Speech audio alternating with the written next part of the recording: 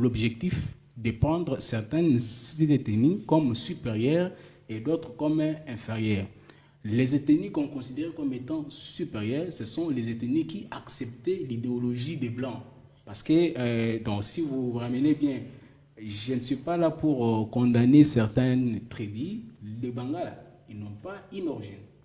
C'est de l'origine européenne. Ce sont ces gens-là qui ont apporté cette histoire pourvu de les considérer comme étant un peuple qui est au top par rapport aux autres. C'est ça même qu'il y a connu les Kassaïens. Parce que les Kassaïens, en général, ce sont des gens qui n'acceptent pas qu'on puisse les intimider.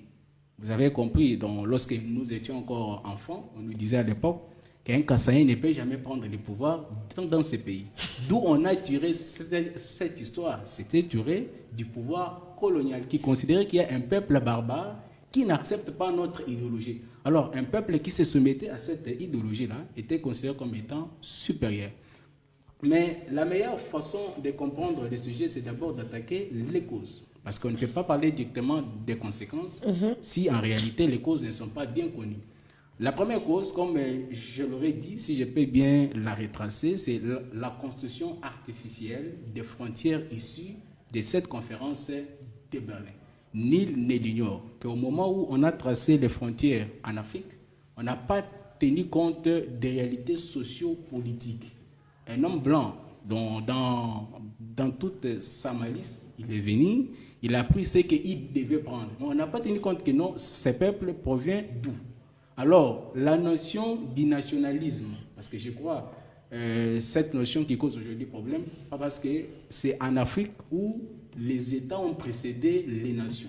Mais lorsque vous partez sous d'autres cieux, ce sont les nations qui ont précédé l'État.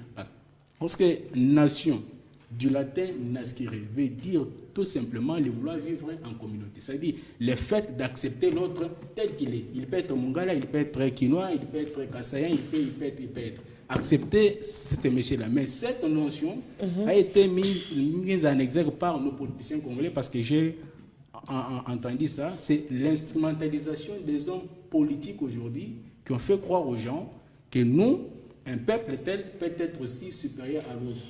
D'où provient cette idée? L'idée a été conçue de la colonisation, du pouvoir colonial. Et M.